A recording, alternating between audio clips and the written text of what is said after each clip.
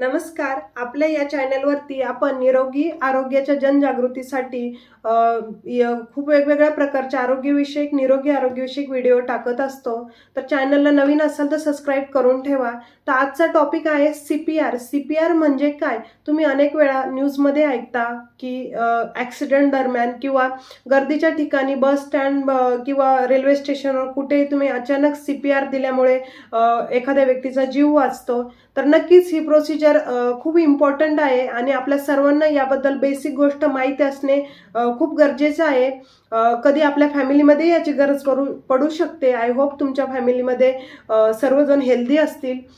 परंतु ही प्रोसिजर माहिती असणे खूप गरजेचं आहे. तर मी तुम्हाला एक शॉर्टमध्ये CPR म्हणजे काय आणि ती परफॉर्म कशी करतात याबद्दल एक इन्फॉर्मेशन देणार आहे.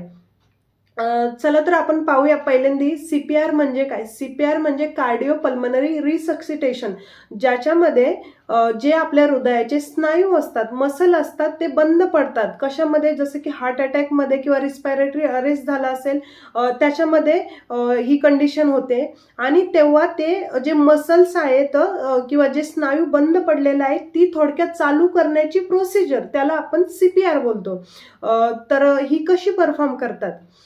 नक्कीच ही कंडिशन नक्कीच हॉस्पिटलच्या बाहेरच्या कंडिशनमध्ये कशी परफॉर्म करायची ते मी तुम्हाला सांगेल यामध्ये. तुम्हाला जर एखादी व्यक्ती बेशुद्ध पडलेली दिसत आहे किंवा ती त्या अवस्थेमध्ये दिसत आहे, एकदम अतिशय बेशुद्ध, तिला काही समजत नाहीये, तर त्यावेळेस तुम्हाला पहिल्यांदा हे माहिती असणं गरजेचं आहे की ह्या व्यक्तीला CPRची गरज आहे की नाही. नक्कीच सर्वच बेशुद्ध पडलेल्या व्यक्तीला CPRची गरज नसते. तर त्याच्यासाठी तुम्हाला महत्त्वाच्या या 3 गोष्टी माहिती असणं गरजेचं आहे. तर फर्स्ट तुम्हाला चेक करायचं आहे ती व्यक्ती, म्हणजे पहिल्यांदा तर तुम्हाला ती व्यक्तीला एक सेफ झोनमध्ये घ्यायचं आहे. जसं की रस्त्यावर असेल तर रस्त्याच्या कडेला किंवा कुठे अशा ठिकाणी घ्यायचे आहे जिथे सरफेस पूर्ण फ्लॅट असेल, फ्लोअर फ्लॅट असेल, अशा ठिकाणी घ्यायचं आहे. आणि त्यानंतर तुम्हाला इमिडिएटली हेल्पसाठी आवाज द्यायचा आहे. म्हणजे तुम्ही सोडून दुसऱ्या आजूबाजूला जर कोणी पर्सन असतील तर हेल्पसाठी आवाज द्यायचा आहे. आणि तुम्हाला विदिन 10 सेकंद तुम्हाला त्या व्यक्तीचं जी ब्रीदिंग आहे, म्हणजे जी त्या छातीची मुवमेंट आहे श्वास घेण्याची, ती चेक करायची आहे. आणि जी आपली कॅरोटॉइड आर्टरी असते इकडे, ती तुम्हाला 2 बोटांनी चेक करायची आहे. ती तिकडे धडधड धडधड फील होते, ती आहे की नाही ती चेक करायची आहे. आणि श्वासोच्छ्वास चेक करायचा आहे. ही सगळी गोष्टी तुम्हाला टाइम न घालवता अगदी 10 सेकंदाच्या आतमध्ये करायची आहे. आणि त्यानंतर जर तुम्हाला यामध्ये काहीच पॉझिटिव्ह रिस्पॉन्स आला नाही, जसे की तुम्हाला इकडे आर्टरी जी आहे ती फील झाली नाही किंवा त्यानंतर तुम्हाला जी श्वासोच्छ्वासाची मोमेंट आहे ती जर दिसली नाही ऑब्झर्वेशनमध्ये, तर तुम्हाला इमिडिएटली CPRसाठी रेडी व्हायचं आहे. CPR देण्याची प्रोसिजर स्टार्ट करायची आहे. आता CPR कसा द्यायचा, तर याचे काही बेसिक रूल्स, म्हणजे बेसिक जे आहे ते मी तुम्हाला सांगते. यामध्ये व्यक्तीच्या पायाच्या बाजूने किंवा डोक्याच्या बाजूने बसायचं नाही. व्यक्तीच्या लेफ्ट साईडला किंवा राईट साईडला तुम्हाला जिकडून कम्फर्टेबल असेल त्यानुसार बसून अगदी जी बेशुद्ध व्यक्ती आहे त्या व्यक्तीच्या छातीच्या समांतर तुम्हाला बसायचं आहे. आणि त्यानंतर तुमचा जो हात आहे, दोन्ही हात एकमेकांमध्ये इंटरलॉक करायचे आहेत. जसं की हा हात आणि याच्यावरती हा हात ठेवून हा पूर्ण इंटरलॉक करायचे आहेत.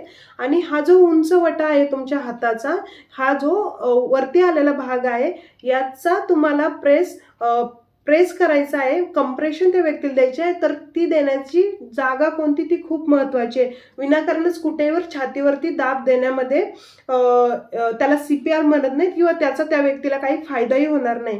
तर तुम्हाला त्याची प्लेस माहिती असणं खूप महत्त्वाचं आहे. तर आपलं जे बरगडे आणि जे छातीचं मधलं हाड असतं आणि त्याचा जो खालचा शेवट असतो, स्टर्नम ज्याला बोलतो, जो आपण तो हाताने जरी पाहिला चाच पडून तर आपल्याला हाताला फील होतो.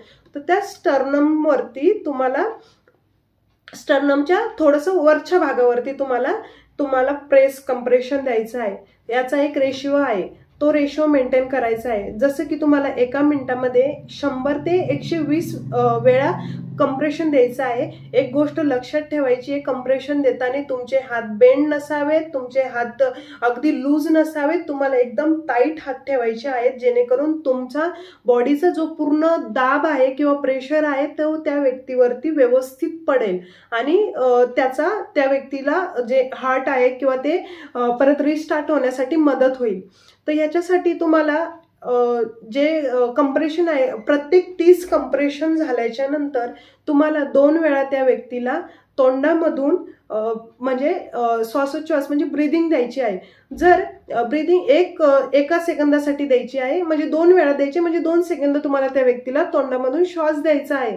जर तुमच्यासोबत अजून दुसरी व्यक्ती असेल तर तुम्ही त्या व्यक्तीला श्वास देण्यासाठी सांगायचं आहे आणि तुम्ही लगेच पुन्हा जे कंप्रेशन करण्याची प्रोसिजर आहे ती स्टार्ट ठेवायची आहे, ती बंद करायची नाही जोपर्यंत तुम्हाला जर वाटतंय की व्यक्ती शुद्धीवर आली किंवा त्या व्यक्तीची पल्स आर्टरी फील करून पाहिली चालू झाली किंवा ती व्यक्ती तुम्हाला जर वाटतंय किंवा हेल्प जर मेडिकल हेल्प जर आली तोपर्यंत, जसं की ॲम्ब्युलन्स, डॉक्टर किंवा ती व्यक्तीला तुम्ही हॉस्पिटलपर्यंत घेऊन गेलात तर तुम्हाला हे बंद करायचं आहे.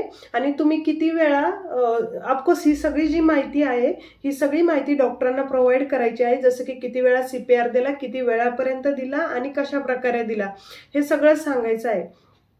तर यामध्ये काय होतं, आपण जो दाब देतो त्या दाबमुळे जे हार्टचे मसल असतात तर त्याचं जे कॉन्ट्रॅक्शन आणि रिलॅक्सेशन असतं ज्याला आपण म्हणतो, तर ती प्रोसिजर स्टार्ट होते पुन्हा आणि त्या व्यक्तीचं हार्ट पुन्हा स्टार्ट होऊन किंवा एक मेडिकल म्हणजे मेडिकल म्हणजे तुम्ही ज्या स्थळापासून त्या व्यक्तीला हॉस्पिटलमध्ये घेऊन जाण्याच्या मधला जो गॅप आहे त्या गॅपमध्ये त्या व्यक्तीला लाईव्ह म्हणजे एक काय बोलतात ना, हार्ट वर्किंग ठेवण्याचं जे काम आहे ते ही CPR करते. तर नक्कीच तुम्हाला या व्हिडिओमधून एक बेसिक आयडिया आली असेल CPR म्हणजे काय. मी तुम्हाला ह्याची एक डिटेल्स व्हिडिओ, डेमो व्हिडिओ घेऊन येईन नेक्स्ट टाईममध्ये. तर या व्हिडिओ आवडला असेल तर लाईक करा, चॅनलला सबस्क्राईब करा आणि अशाच आपण आठवड्यातून एक नवीन व्हिडिओ घेऊन येत असतो. तर तुम्ही बेल आयकॉनला दाबा, जेणेकरून तुम्हाला आपल्या व्हिडिओचे अपडेट भेटत राहतील. Thank you so much.